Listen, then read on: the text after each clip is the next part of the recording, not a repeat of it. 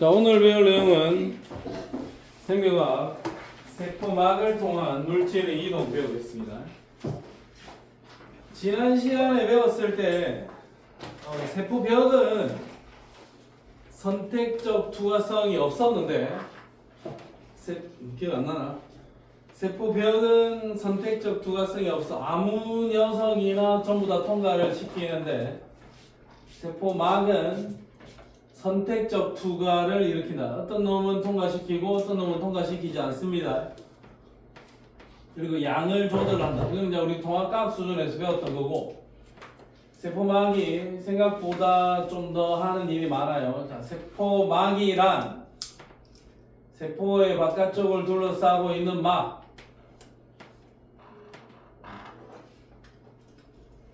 막이고, 모든 세포는 진핵세포, 원핵세포 할 것 없이 모든 세포는 세포막은 가집니다. 세포막은 있다. 무조건 있다. 자, 세포막의 주성분은 인지질 플러스 막단백질.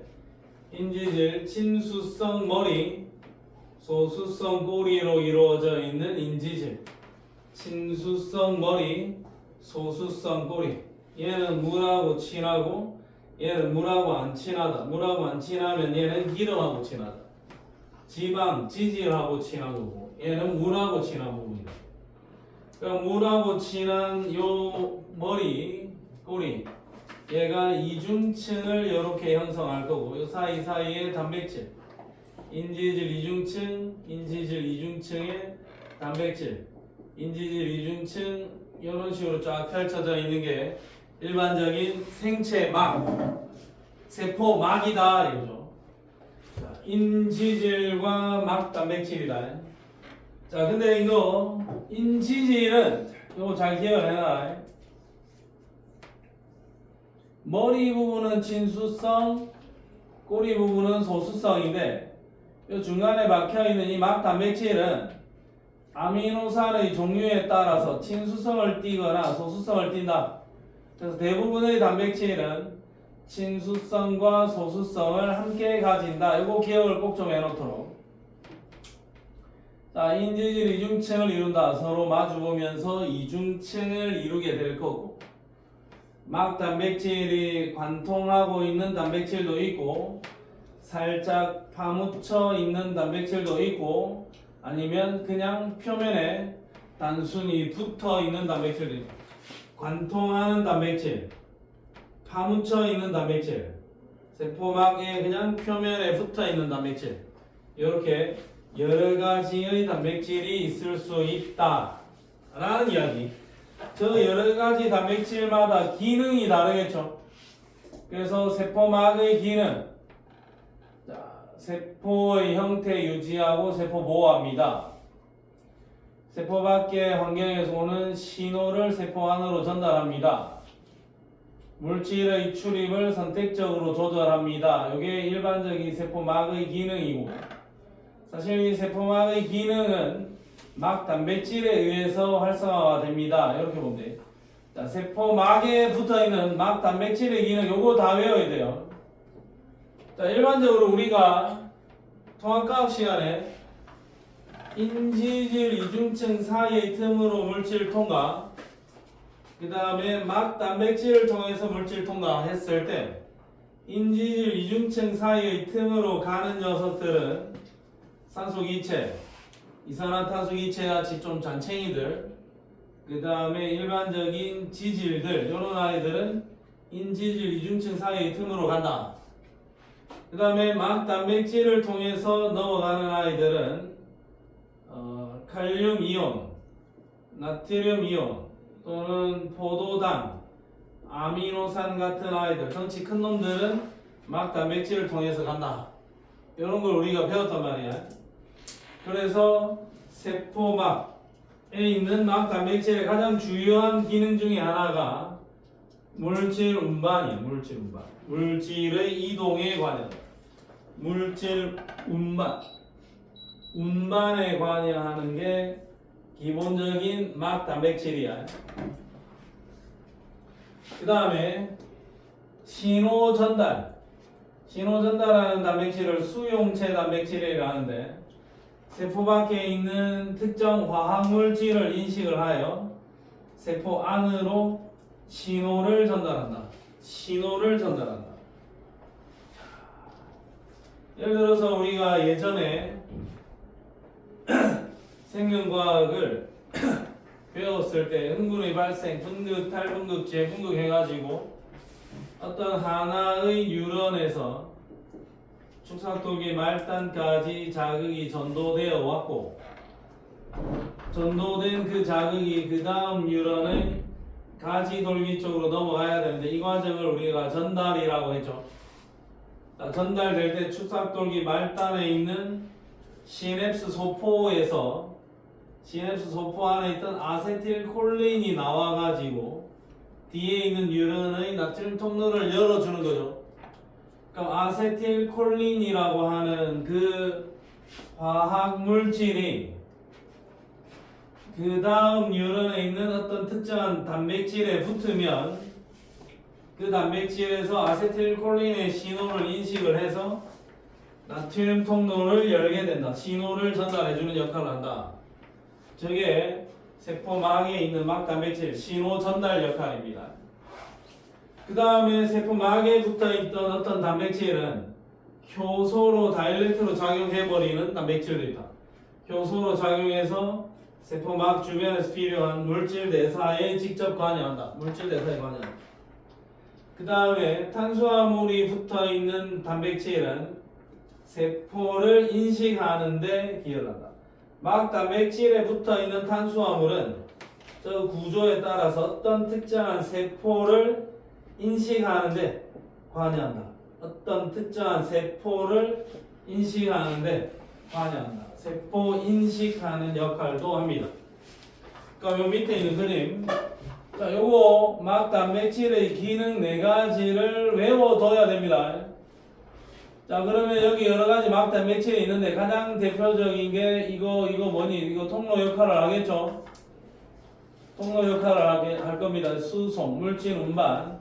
막 단백질은 신호 전달, 물질 운반, 효소, 세포 인식 등 다양한 기능을 합니다.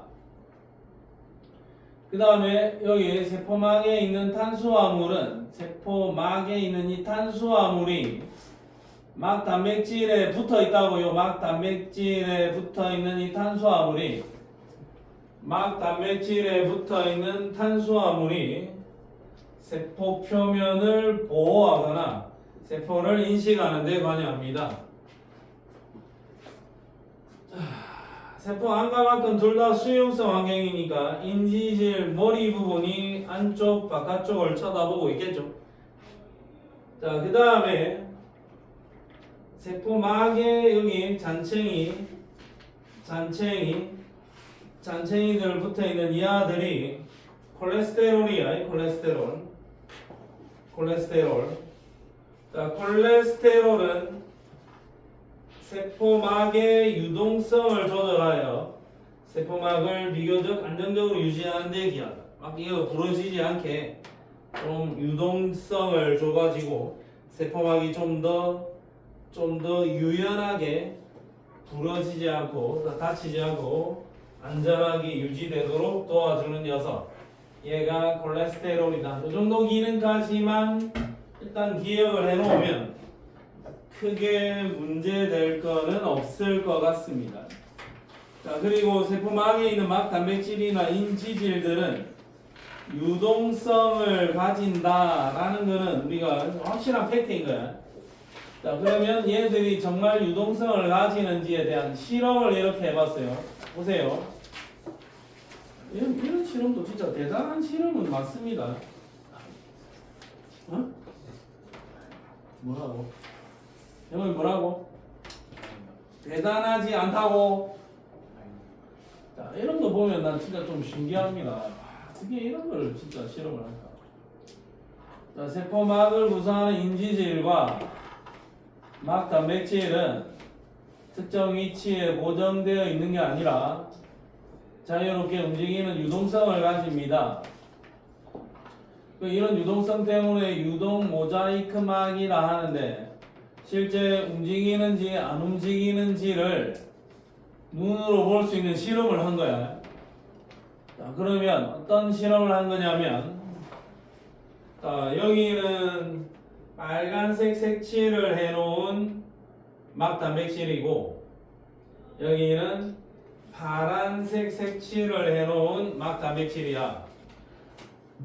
자, 그러면 여기 있는 막 단백질을 두 개를 세포 융합을 해서 한 덩어리로 이렇게 붙였어요.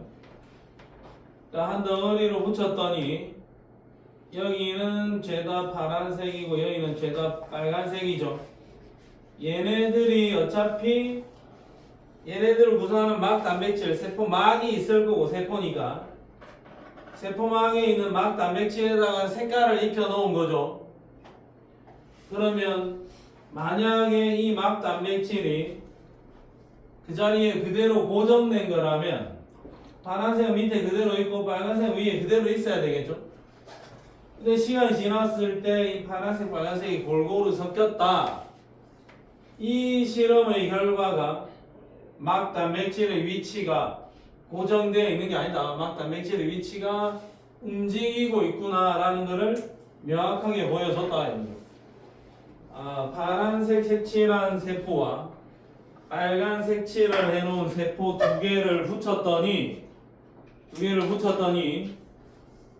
시간이 지났을 때 얘가 이렇게 빨간색과 파란색이 막 이렇게 움직여 있다. 움직여 있다. 아, 그렇구나 정도까지. 막 단백질이 고정되어 있는 건 아니구나, 움직이는구나 정도까지만 체크를 해주면 된다. 자, 그럼 이 첫 페이지에서는 막 단백질 앤드 세포막의 구조, 막 단백질의 기능, 세포막의 기능, 단순히 외워야 될 것들이 주로 주르륵 나열이 되어 있습니다. 시험 좀 공부할 때 소수령으로 나올 수도 있는 부분이니까 잘 외워두세요. 자, 그러면 이제 하나 들어가겠습니다. 이거 하고 나서 문제 풀게요. 자, 세포막은 선택적 투과성. 세포막을 통한 물질의 이동은 물질의 종류와 특성에 따라서 선택적으로 일어납니다. 그래서 이거를 선택적 투과성이라고 합니다. 그래서 우리가 배운 게 크기가 작은 분자나 소수성 물질, 그러니까 산소 기체 쪼매난 거, 이산화탄소 기체 쪼매난 거, 그 다음에 지방산, 지방이 분해되어서 만들어진 지방산은 세포막이 이렇게 있으면 얘는 인지질 이중층을 직접 통과해서 지나갑니다. 인지질 이중층을 직접 통과해서 넘어간다. 그 다음에 비교적 크기가 좀 큰 놈, 그 다음에 전하를 띠는 이온 또는 친수성 물질들, 예를 들어서 포도당은 크기가 좀 크다. 그 다음에 아미노산 크다. 나트륨, 칼륨, 전하를 띠고 있는 이온이다. 얘네들은 막 단백질을 통해서 이동을 합니다. 막 단백질, 그냥 막 단백질이라 했는데 이제 구체적으로 수송 단백질을 통해서 이동합니다. 여기까지는 이제 우리가 통합강 시간에서 다 배웠고 이것도 시험을 쳤던 거야. 인지질 이중층을 직접 투과하는 녀석, 그 다음에 수송 단백질을 통해서 투과하는 녀석, 그 다음에 기본적으로는 단백질은 크기가 매우 큰 고분화 물질이니까 얘가 여기 있는 세포막, 인지질 이중층이든 막 단백질이든 여기는 다이렉트로 통과를 못해요. 덩치가 너무 커서. 근데 내가 만약에 단백질을 세포 안에서 밖으로 내보내야 된다. 그러면 분비 소낭, 쪼매난 주머니를 만들어서 이동한다. 이런 식으로 이동이 되는 거죠. 세포막이 이렇게 있다. 근데 내가 여기 있는 이 단백질을 세포 밖으로 좀 내보내야 되는데 이 너무 커서 이 단백질이 너무 커서 다이렉트로 못 나가. 그러면 내가 가진 이 단백질을 둘러싸는 소낭을 만들어서 소낭체로 막 단백질 근처로 들고 가. 그런 다음에 이 분비 소낭의 이 막이랑 세포막을 하나로 붙여버리는 거죠. 이렇게 뚫어버리는 거죠.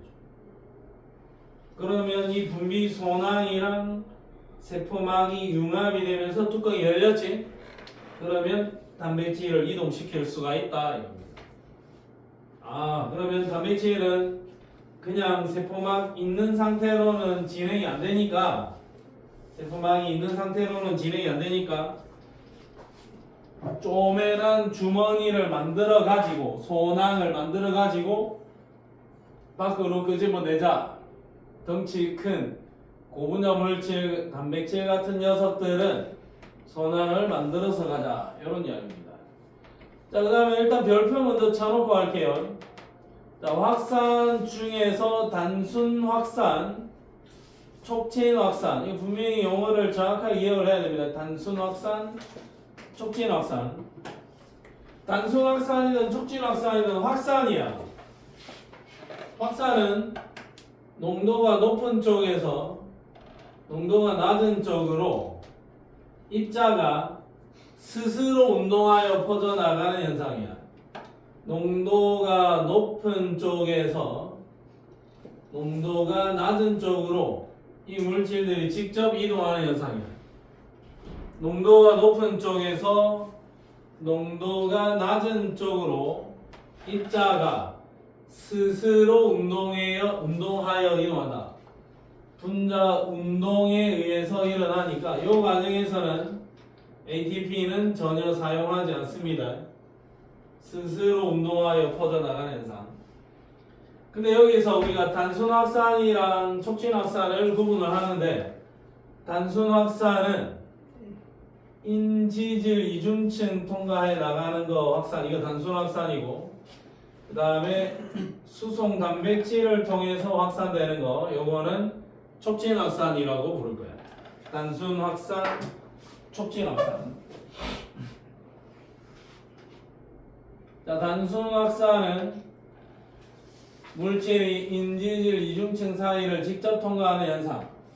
이게 단순 확산이고, 그럼 단순 확산은 인지질 이중층 사이를 직접 통과하는 거니까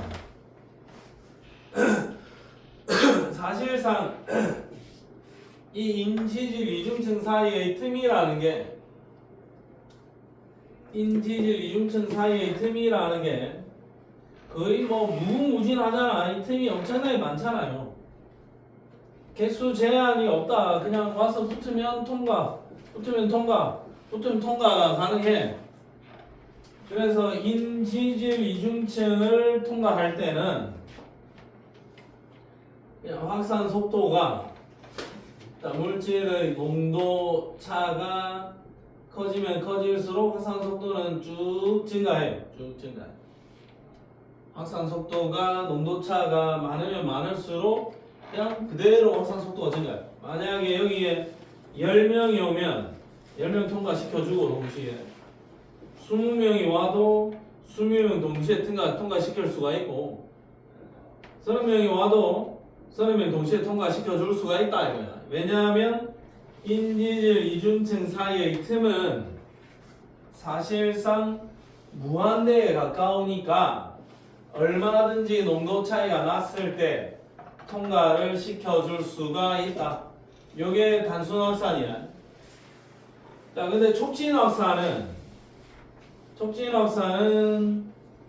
통로 단백질이나 아니면 운반체 단백질을 통해서 지나가야 되는데, 보다시피 이 단백질의 개수가 무궁무진한 게 아니다 이거죠. 단백질 저게 약간 엘리베이터 같은 느낌이야. 엘리베이터에 사람이 많이 온다고 해서 무궁무진하게 사람을 다 태워서 옮길 수 있는 건 아니잖아요. 만약에 10명이 오면 10명 통과시키겠죠. 20명이 오면은 20명 다 태워서 통과시키면 돼. 근데 30명이 오면 20명 통과시키고 10명은 좀 이따 가야 돼요. 다음 턴에. 50명이 와도 20명 통과시키고 나머지는 좀 이따 가야 돼요. 그래서 이런 운반체 단백질이나 통로 단백질은 통과시켜 줄 수 있는 인원에 제한이 있다라는 거죠. 그래서 얘는 확산 속도가 농도 차가 나면 날수록 증가하겠지만 한계가 있다 이거죠. 여기 이 운반체 단백질의 수속 능력에 한계가 나타난다라는 거예요. 자, 이런 게 이제 촉진 확산. 인지질 이중층 사이의 틈으로 넘어가는 것은 단순 확산. 막 단백질로 넘어가는 것은 촉진 확산. 자, 근데 촉진 확산이 그냥 촉진 확산인데 촉진 확산을 둘로 나눠 놓은 게 통로 단백질을 가는 거, 운반체 단백질로 가는 거, 이거 둘 다 비슷한 느낌인데 약간의 차이가 있는 게, 자, 통로 단백질은 뭐고 이런 거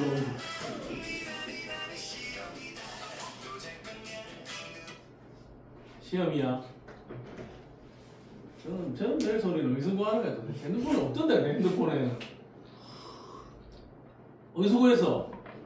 앱이 앱이야. 무슨 앱이야? 열공 앱. 알람. 저런 앱 들어봤나? 자, 통로 단백질은 여기 길이 열려 있어요. 그럼 열린 대로 얘가 쑥쭉 지나가면 돼. 별거 아니야. 그냥 열고 지나가면 돼요. 열려 있어 문이. 근데 운반체 단백질은 완전히 열려 있는 건 아니야 사실. 사실 똑같은데, 자, 여기에 완전히 열려 있는 건 아니고, 요놈은 지금 포도당하고 모양이 딱 맞아요. 포도당이 들어와서 여기에 쫙 낑겨 들어오면 이 운반체 단백질의 구조가 변하면서 바깥쪽에 있는 이 포도당을 안으로 쑥 집어넣는 거야. 운반체 단백질이든 통로 단백질이든 어쨌든 물질을 통과시켜 주는 거고, 고농도 지역에서 저농도 지역, 고농도 지역에서 저농도 지역, 어쨌든 고농도 지역에서 저농도 지역으로 물질을 이동시켜 주는 현상, 이게 확산이다. 확산은 단순 확산과 촉진 확산이 있다. 단순 확산, 촉진 확산, 요것만 구분 지어주면 되는데, 단순 확산, 촉진 확산에서 수호야 에너지 소모해 안 해? 에너지 소모하지 않습니다. 확산에서 에너지 소모 절대 안 일어납니다. 그러면 요 그래프 이거 보다 단순 확산이고, 어느 정도 올라가다가 한계 보이는 거 이거 촉진 확산이야. 그러면 민구가 네. 이 단순 확산 쭉 농도차에 따라서 기울기 커지는 거, 이거는 기울기 그대로 유지되는 거, 얘는 누구를 통해서 이동하는 거고? 아니야 단백질 이거 인지질 이중층이야. 끝도 없이 무한으로 옮겨줄 수 있는 거. 그 다음에 어느 정도 이동하다 보면 거기에 수용 인원이 한계가 있다. 이거 어디로 가는 거고? 막 단백질로 가는 거야. 수송 단백질, 통로 단백질. 촉진 확산은 단백질로 가는 거고, 단순 확산은 인지질 이중층으로 가는 거야. 단백질로 가는 거는 한계가 보이고, 인지질 이중층으로 가는 거는 끝도 없다 이거야. 요것만 기억을 해두면 한 문제 풀 수 있습니다. 자, 57쪽으로 와보셔. 57쪽으로 와서 5번 문제 한번 풀어보겠습니다. 자, 보세요. 가는 인지질 이중층 사이로 넘어왔지? 그러면 요거 무슨 확산? 인지질 이중층으로 넘어가는 거. 인지질 이중층으로 넘어가는 거 무슨 확산? 단순 확산. 막 단백질로 이동하는 거 요거는 촉진 확산. 단순 확산은 쭉. 촉진 확산은 쭉. 가는 단순 확산입니다. 그럼 둘 다 확산이니까 둘 다 고농도에서 저농도로 이동합니다. 그 다음에 고농도에서 저농도로 이동하는 이 확산은 에너지 사용합니까? 안 합니까? 에너지 사용하지 않습니다. 그럼 기회 D 정답 몇 번? 5번이. 자, 뒷페이지로 와서 7번 문제 한번 풀어보겠습니다. 7번 싸. 7번만.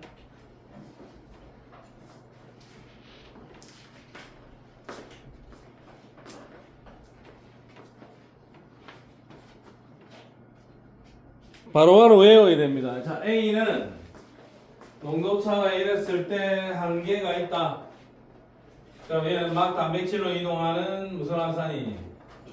촉진 확산. 얘는 단순 확산. A의 이동 방식은 촉진 확산이다. 아니 안 배우면 돼. 나트륨 칼륨 펌프를 통한 배웠네? 나트륨 칼륨 펌프를 통한 칼륨의 이동 방식은 일단은 칼륨은 막 단백질로 가야 되겠죠.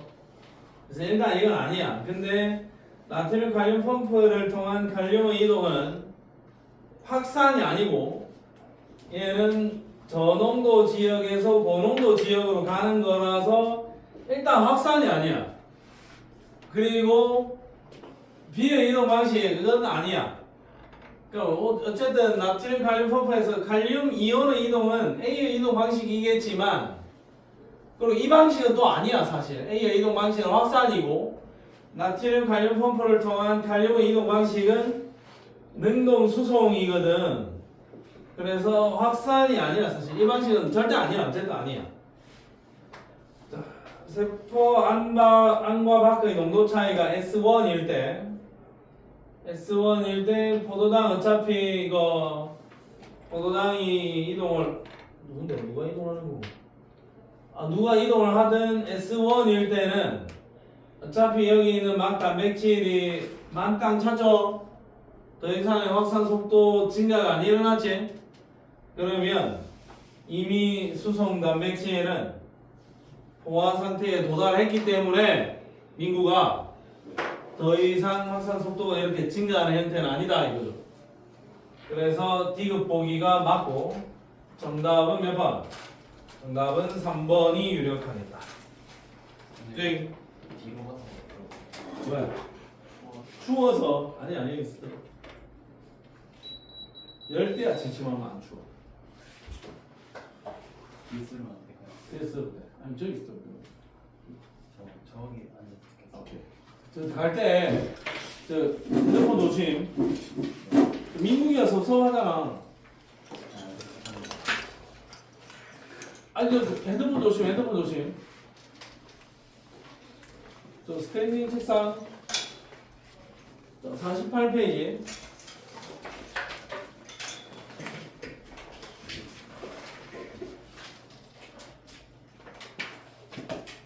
자, 48페이지 가겠습니다. 삼투현상이고, 자, 삼투현상은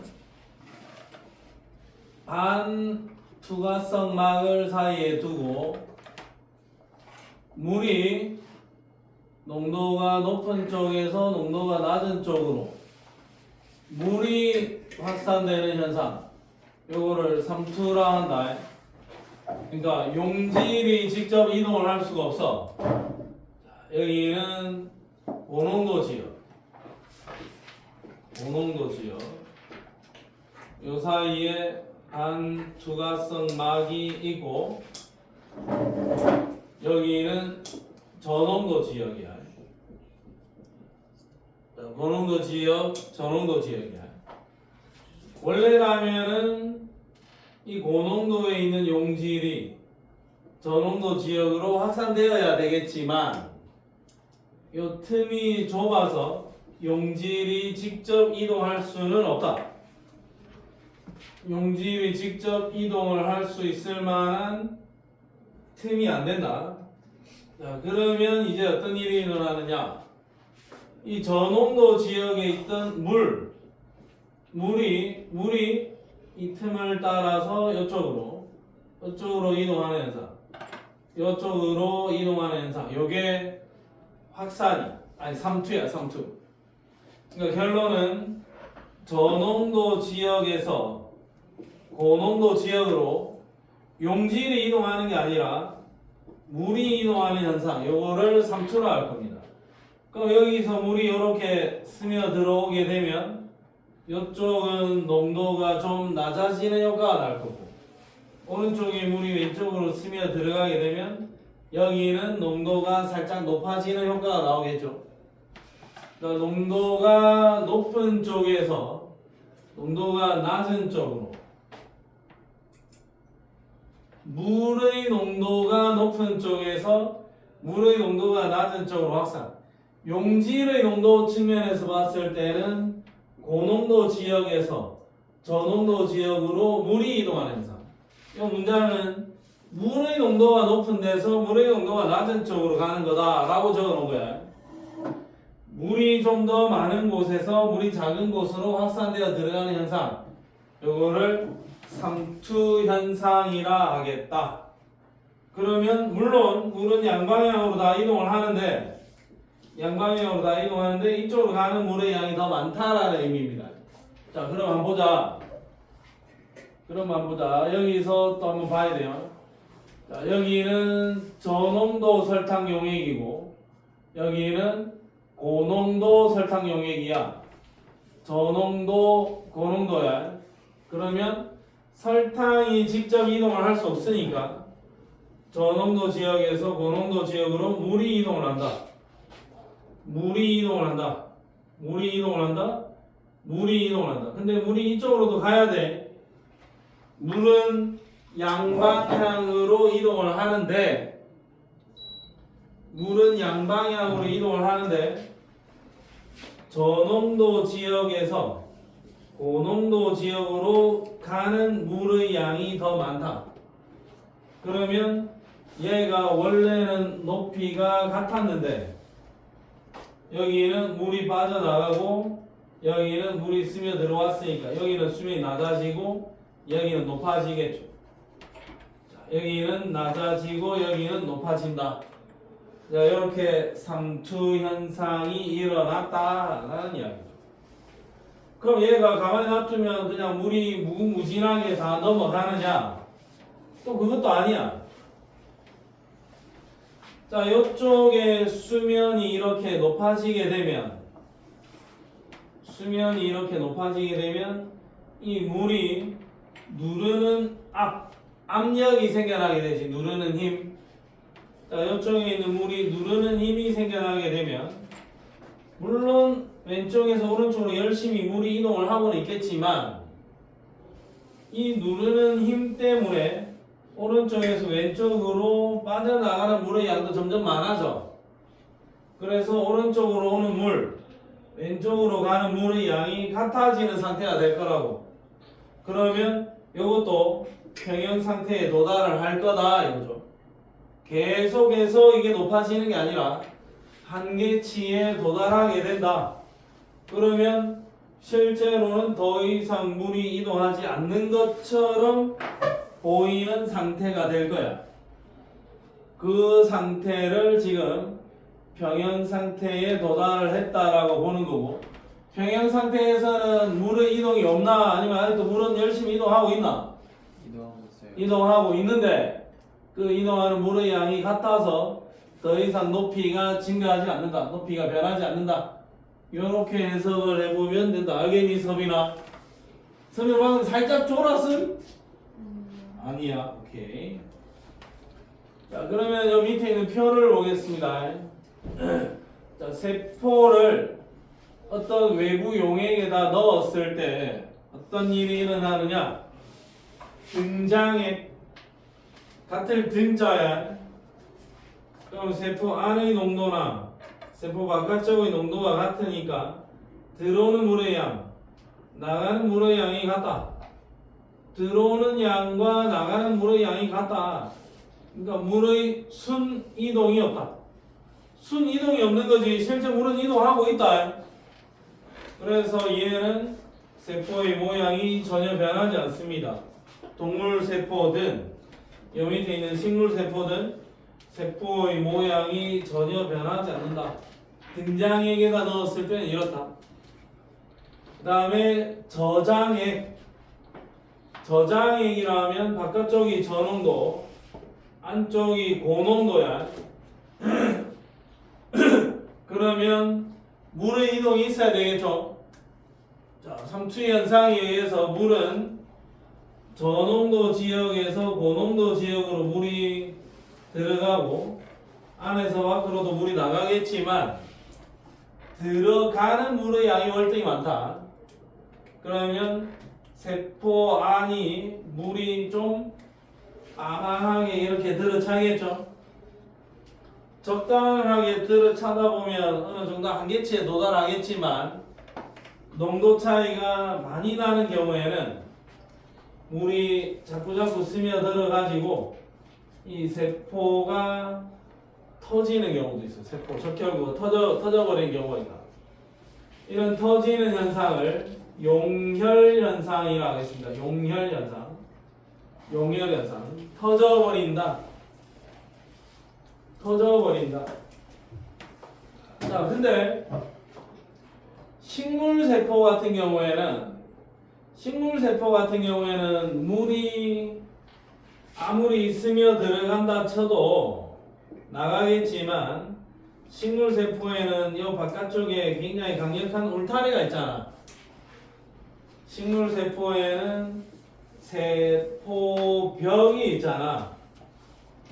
그래서 실제로는 부피가 커진다. 팽윤이 될 거고, 부피가 커질 거고, 그 부피 커지는 그 힘에 의해서 팽압이 발생한다.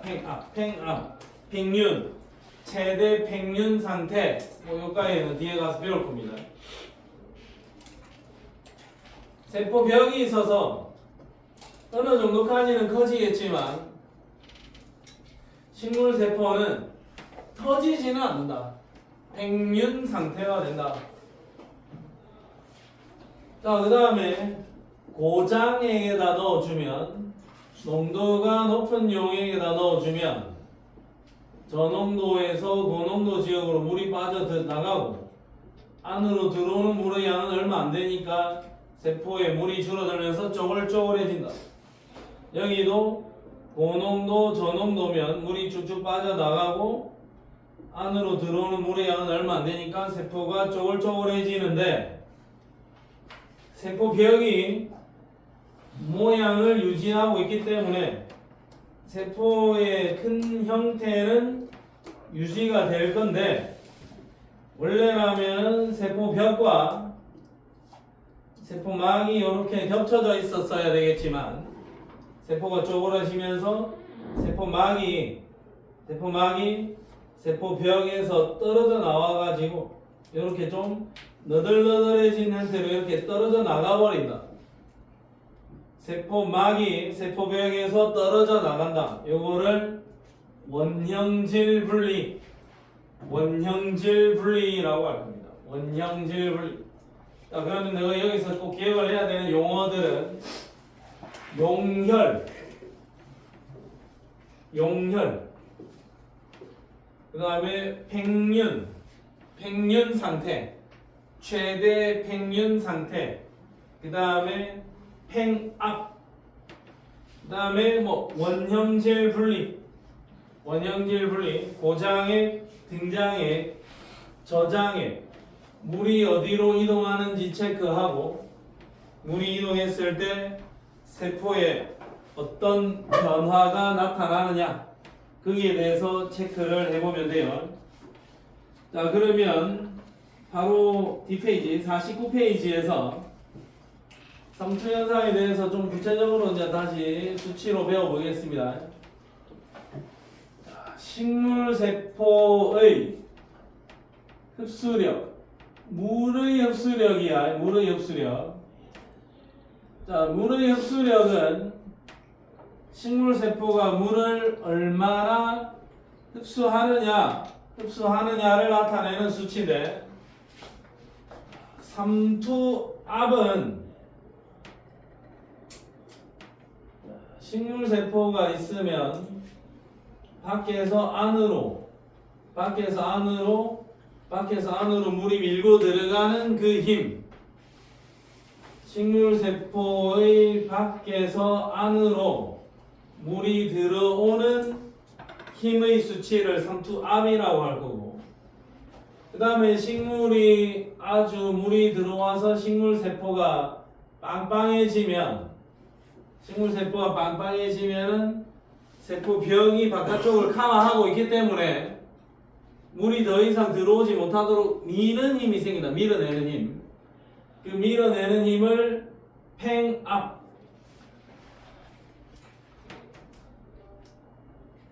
용액이 너무 들어차서 이 용액이 세포벽을 밀게 되면 세포벽이 빵빵하게 밀리겠죠. 그럼 사실상 세포벽도 안에 있는 용액을 밀게 될 거잖아. 그래서 실제로는 외부에서 물이 더 이상 들어오지 못하도록 막는 힘이 되는 거야. 그래서 물의 흡수력은 삼투압 마이너스 팽압, 요 수치가 물이 흡수되는 힘이다. 자, 예를 들어서 삼투압이 100이고 팽압이 0이다. 그럼 물은 형원아 잤니? 응? 네. 잤니? 안 잤지? 오케이. 삼투압이 100이고 팽압이 0이다. 그러면 바깥쪽에서 안쪽으로 물이 쫙쫙 밀려 들어오겠죠? 밖으로 밀어내는 힘은 전혀 없습니다. 자, 초반에는 물이 쫙쫙 흡수를 하겠죠. 근데 삼투압이 50이고 팽압도 50이다. 삼투압과 팽압의 크기가 같아졌다. 그러면 물은 더 이상 안으로 흡수되어 들어오지 못합니다. 흡수력이 0입니다. 이제 물은 진짜 한 방울도 더 들어올 수 없을 만큼 식물의 내부에 물이 꽉 찼다는 이야기야. 물은 한 방울도 더 못 들어온다.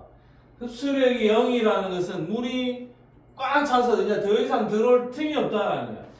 그때 세포의 부피는 최대일 거고, 이때를 최대 팽윤 상태 이렇게 불러줄 겁니다. 흡수력은 삼투압 마이너스 팽압으로 정의를 하고, 자, 그러면 여기에서 이 그림을 한번 볼게요. 이 그림 나중에 문제를 풀어야 되는데, 자, 식물이 물을 흡수함에 있어서 세포의 상대적 부피가 기준타가 있겠지만 상대적 부피가 0인 거는 사실 뭐 말도 안 되잖아. 그지?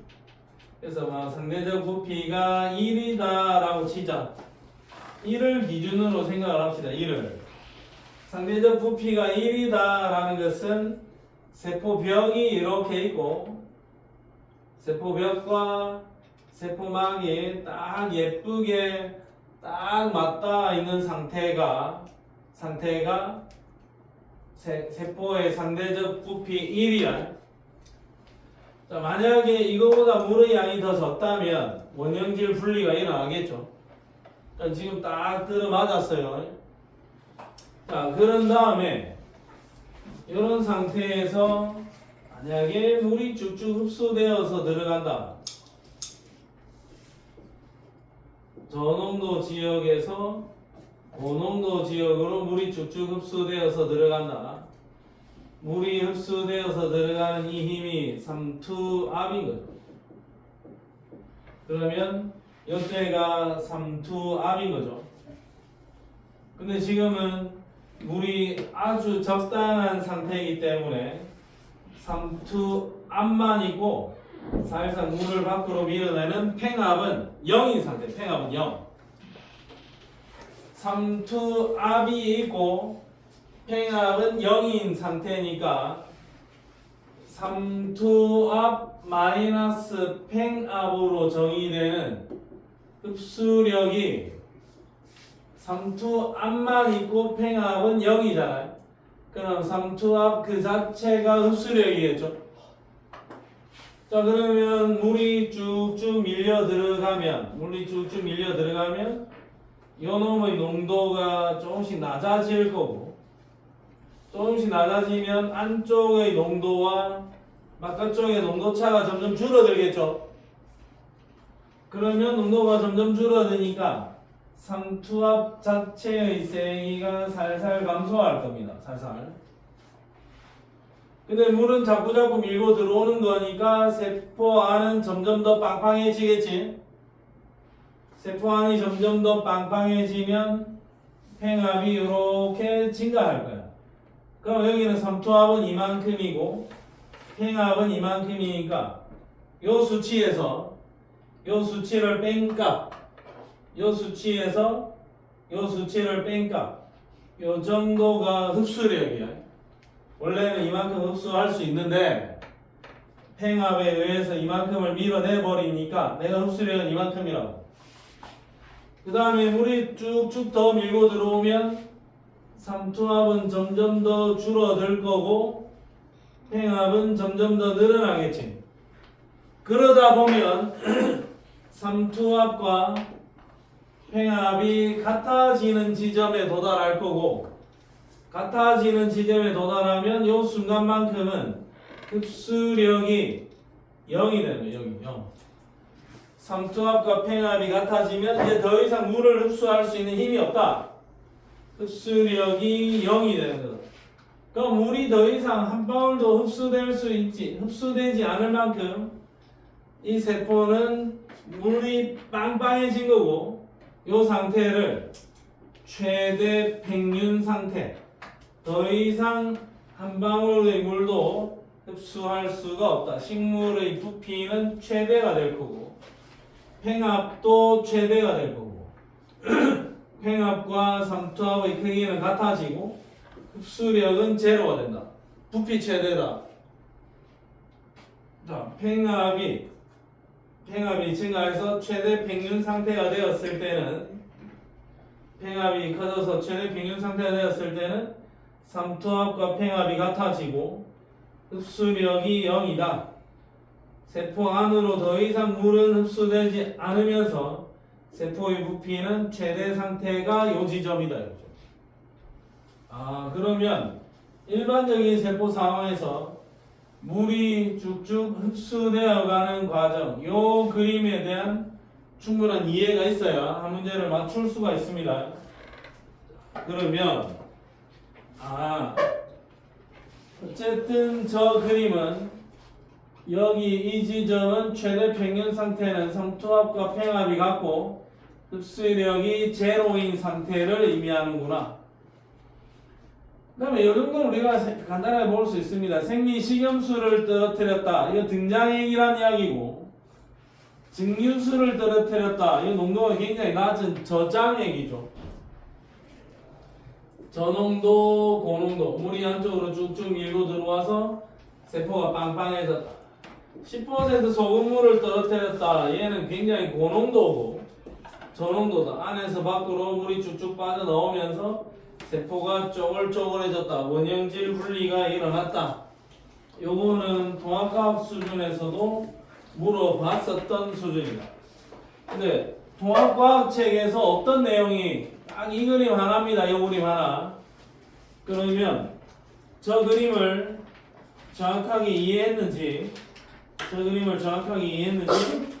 관련 문제 하나 풀어보겠습니다. 59페이지에 좀 애매한데? 59페이지에 13번 문제 13번 문제 한번 풀어봐요.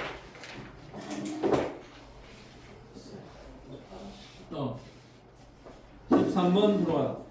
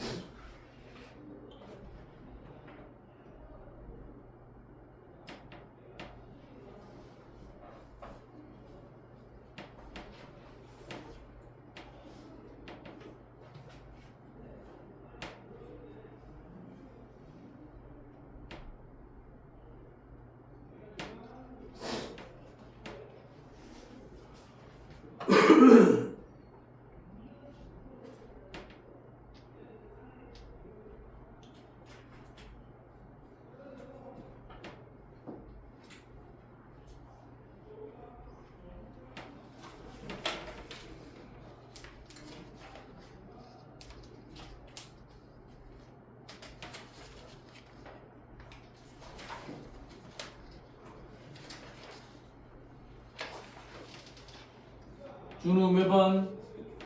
2번. 응? 2번. 2번? 재경 풀고 있어. 형원 4번. 수호 3번. 뭐야 답이 왜 이래? 민구 1번. 뭐야 내 종류야 벌써 5번 한 사람 혹시 없니? 민서 몇 번? 4번 수연 2번. 응? 1번 2번. 2번 서빈 1번 5번만 없군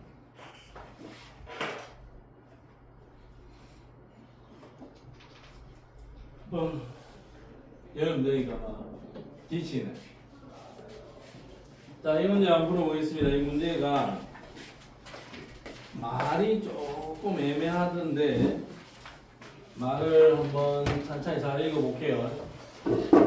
자, 그림 가는 어떤 식물을 설탕용의 기역에다 넣고 시간이 충분히 지난 상태다.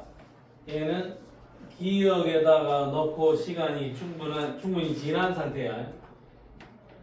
자, 그런 다음에 걔를 니은으로 옮긴 후 세포의 부피에 따른 팽합과 삼투합을 나타낸 것이다.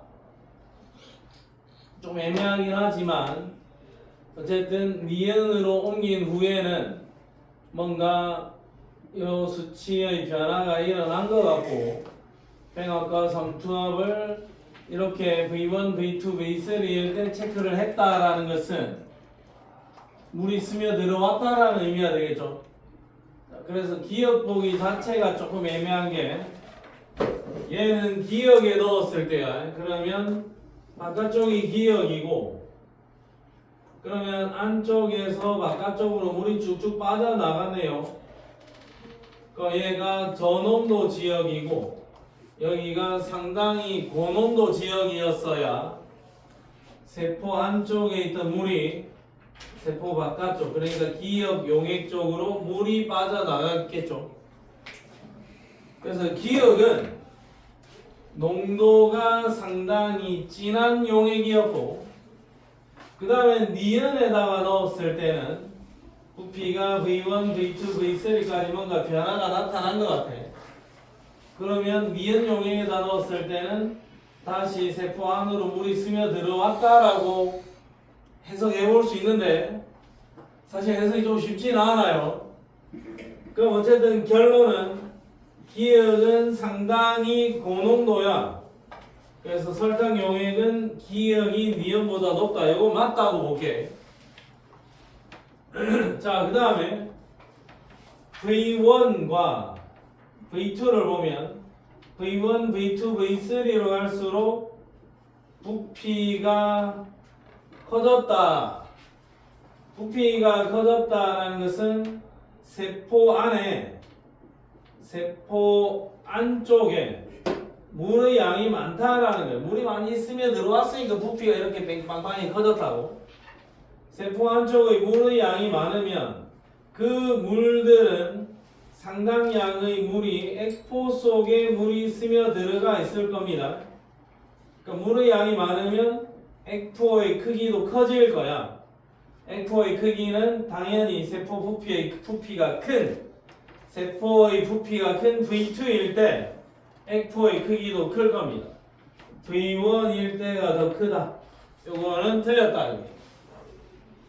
자, 그 다음에 디귿 보기를 봐야 되는데 자, V3일 때, 자, 요거는 3to 앞이고, B는 팽 앞이고, V3인 요 지점은 3to 앞과 팽 앞이 같아진 최대 팽윤 상태야.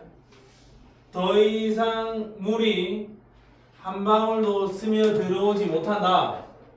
이 최대 팽윤 상태는 들어오는 물의 양과 나가는 물의 양, 3투압에 의해서 들어오는 물의 양과 팽압에 의해서 나가는 물의 양이 같아.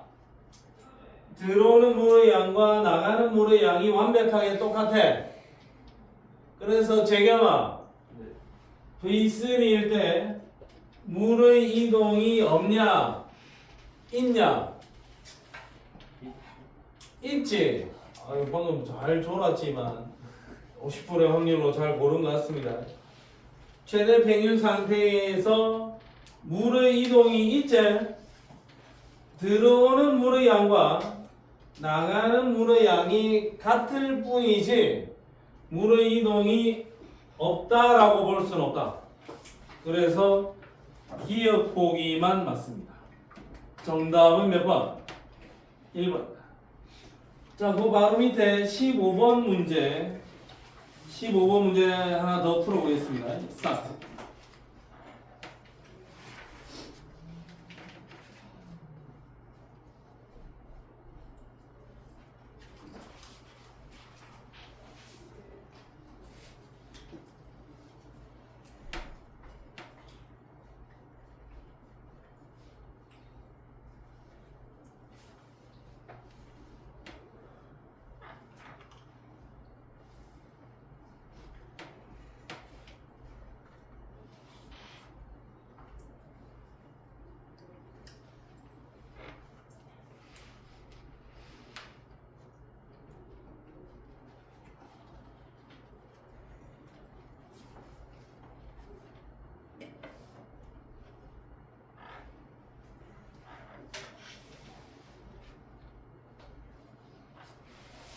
지금 답 나니? 네.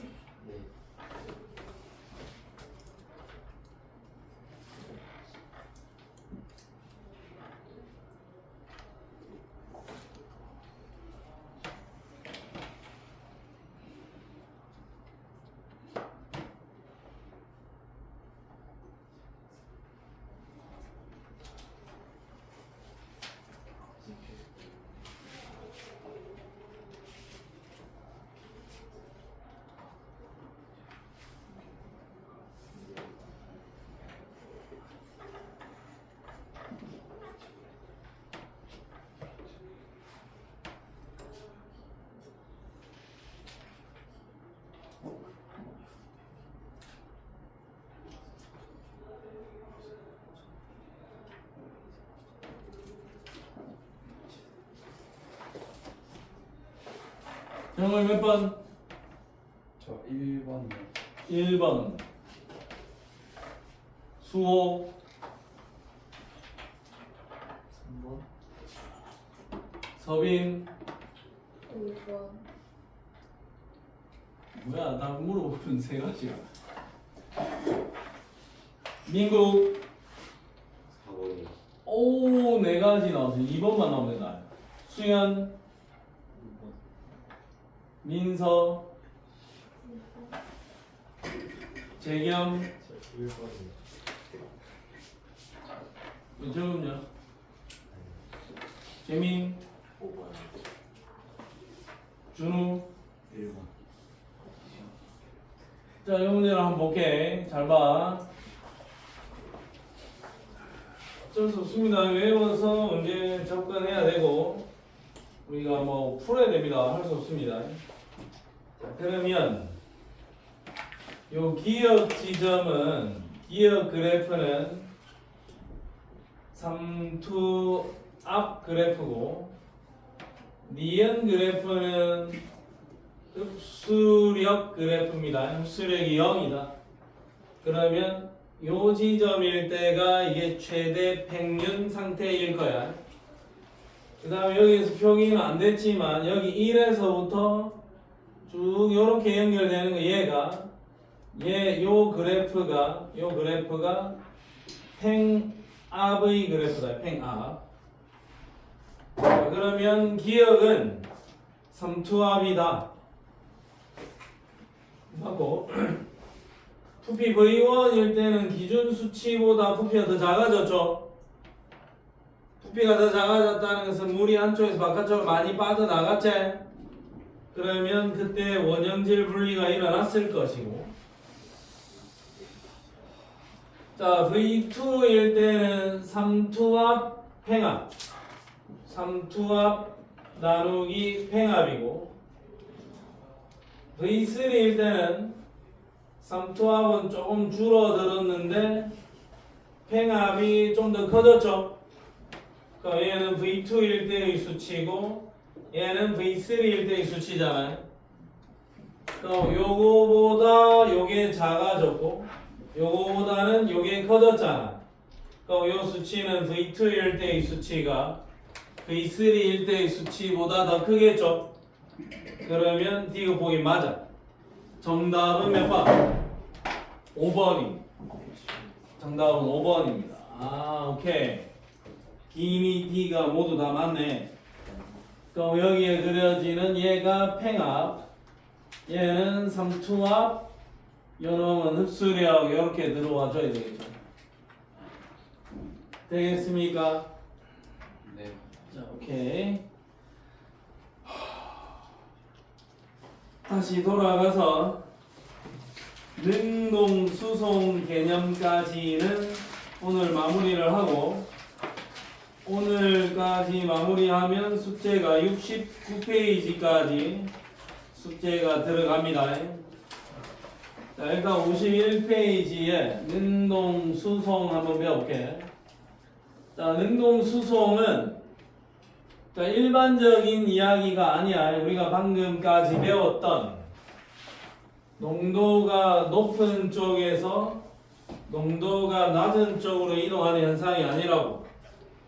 자, 일반적으로 우리는 고농도에서 저농도로 이동하는 게 요게 확산이었는데, 지금부터 배우는 거는 저농도에 있는 물질이 고농도로 직접 이동하는 거고, 마치 저 밑에 있는 물질이 산피타를 타고 더 높은 곳으로 올라가는 이런 현상이라고. 낮은 곳에서 높은 곳으로 찾아가는 이런 현상, 이런 현상을 능동 수송이라 할 겁니다. 농도가 낮은 쪽에서 농도가 높은 쪽으로 물질이 이동한다. 낮은 쪽에서 높은 쪽으로 이동하는 것은 자연스러운 일은 아니니까 그 일을 진행해줄 운반체 단백질이 있어야 될 거고, 그 과정에서 ATP를 사용을 할 겁니다. 이 과정에서 에너지가 소모가 될 거야. 쉽게 일어나는 일이 아닙니다. 에너지가 소모가 돼야 된다. 아니면 어딘가에 누적된 에너지를 이용을 해서 낮은 쪽에서 높은 쪽으로 퍼올려야 되는 거다. 그러면 핵심은 이건 거죠. 농도 기울기를 거슬러 올라간다. 거슬러 올라간다 이 말이, 거슬러 올라간다 이 말이 낮은 쪽에서 높은 쪽으로 간다라는 이야기야. 자, 물질의 이동 속도는 어차피 운반체 단백질을 이용하는 거니까 일정 수준 이상으로 빨라지지는 않습니다. 그 다음에 ATP 생성을 줘야, ATP 필요하잖아. ATP가 필요한데 세포호흡 저해제를 처리하면 ATP가 발생 안 하니까 능동수송이 억제가 되겠네요. 자, 요 정도까지는 우리가 기억을 해둘 수 있으면 좋을 것 같다. 자, 우리가 알고 있는 능동수송의 대표 주자가 뉴런에서 나트륨 칼륨 펌프야. 자, 나트륨 칼륨 펌프는 세포막에 있는 나트륨 칼륨 펌프는 나트륨은 바깥쪽의 농도가 높고 안쪽의 농도가 낮은데 바깥쪽으로 나트륨을 끄집어내고 있었고 안쪽은 칼륨의 농도가 높고 바깥쪽의 칼륨의 농도가 낮은데 안쪽으로 칼륨을 이동시켜주는 역할을 하는 게 나트륨 칼륨 펌프야. 나트륨 칼륨 펌프는 능동 수송을 일으킨다. 바깥쪽에 나트륨이 고농도인데 그쪽으로 나트륨 보내주고 안쪽에 칼륨이 고농도인데 그 안쪽으로 칼륨을 이동시켜주는 것. 이게 능동 수송입니다. 그러면 나트륨 칼륨 펌프에서는 ATP를 사용하여 3개의 나트륨을 세포 밖으로 보내고 2개의 칼륨을 세포 안으로 이동시킨다. 나트륨의 농도는 바깥쪽이 훨씬 더 높은 수치가 유지가 되고 칼륨의 농도는 안이 더 높게 유지가 된다. 이게 능동 수송이다. 자, 됐습니다. 자, 이 정도까지 해놓고 그 다음에 요것도 한번 볼게요. 세포 내 섭취, 그 다음에 세포 외 배출. 자, 비슷한데 세포 내 섭취, 세포 안으로 물질을 집어넣는 거고 세포 밖으로 내보내는 거야. 자, 세포 안으로 집어넣는데 식세포 작용이 있고 음세포 작용이 있는데 이거 둘 다 잡아먹는 겁니다. 둘 다 잡아먹는 건데 아주 큰 차이 하나는 바깥쪽에 있는 고체 물질을 내가 잡아먹으려면 나의 세포막을 이렇게 바꾼 다음에 여기다 고체를 끼워 가지고 이쪽 세포막과 이쪽 세포막을 융합을 시켜서 야를 떼어내 버리는 거예요. 이렇게 떼어내 버리면 세포 안으로 집어 넣었죠.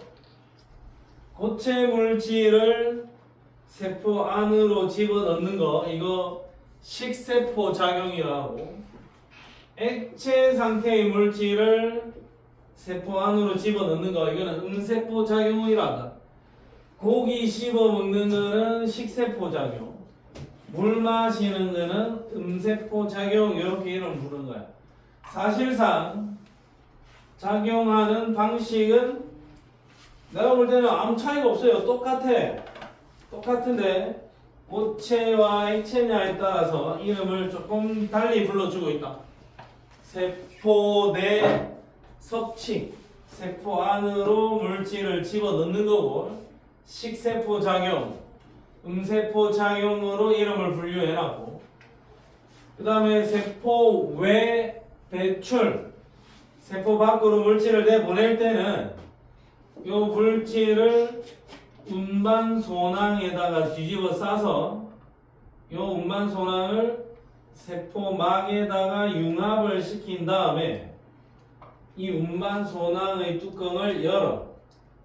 그러면 이 안에 있는 물질이 빠져나간다. 이게 세포 외 배출이야. 운반소낭, 소낭에다가 집어넣어가지고 밖으로 내보내줄 때 다 이런 식으로 작업이 되는데, 물질을 내보내고 나면은 요렇게 될 거 아닙니까? 이 구조가, 세포막이. 그래서 일시적으로 세포막의 표면적이 증가합니다.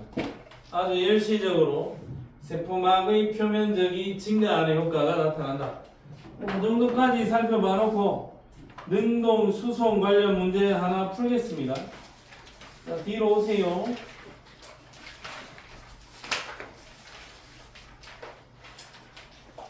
자, 60페이지에 17번 문제. 60페이지 17번 문제 스타트.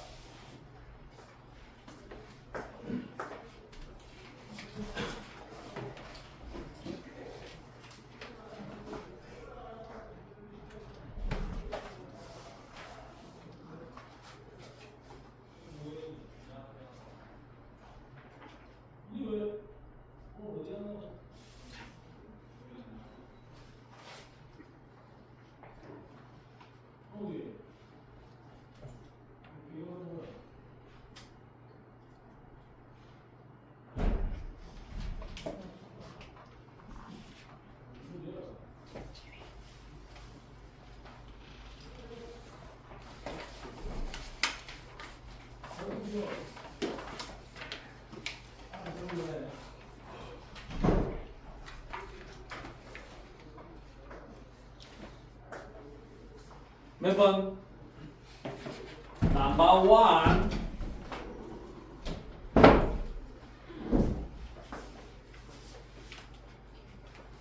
틀렸습니다. 네. 틀렸습니다. 제가. 서비 몇 번? 17번에 몇 번? 3번. 이구이는? 3번. 자, 한번 볼게요. 이거 나트륨 관련 펌프고, 아니, 근데 이거, 이거 너가 책에 이 글자 안 적혀있지? 네. 이거 내가 교사용 원래 이게 교사용 책이거든? 교사용 책이라서 여기 보면 이렇게 다 답이 적혀 있는 책이야. 답이 다 적혀 있는 책인데 이 답이 적혀 있는 이 내용들을 살살 다 지웠거든? 열심히 일일이. 근데 지우는 과정에서 저게 안 지워졌구나. 그러니까 여기가 지금 세포 밖이라고 써져 있는데 나는 뭐 좀 왜 써놨지 싶었는데 이 책에만 적혀 있구나.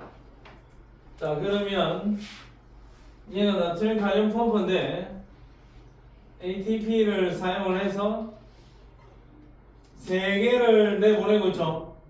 나트륨, 얘 나트륨이야. 그 다음에 2개를 안으로 집어넣고 있죠. 2개를 안으로 집어넣고 있다. 칼륨, 얘 칼륨이야. 나트륨 3개를 밖으로 내보낼 때 칼륨 2개를 안으로 집어넣는다. 그러면 나트륨 3개를 밖으로 내보낸다. 나트륨을 밖으로 내보낸다. 그럼 여기가 밖이고 여기가 안쪽이야. 나 쪽이 안쪽이야. 3개 나가는 이 기역이 나트륨이야. 그 다음에 나트륨 칼륨 펌프에서 가에서의 칼륨의 농도와 나에서의 칼륨의 농도, 밖과 안의 칼륨의 농도가 같아지니 아니요. 칼륨의 농도는 항상 어디가 더 높다? 안쪽이 더 높고 나트륨의 농도는 항상 바깥쪽이 더 높다. 알겠니? 정답 몇 번? 3번이 정답이다. 자, 그 다음에 바로 옆에 19번 문제 한번 풀어봅니다.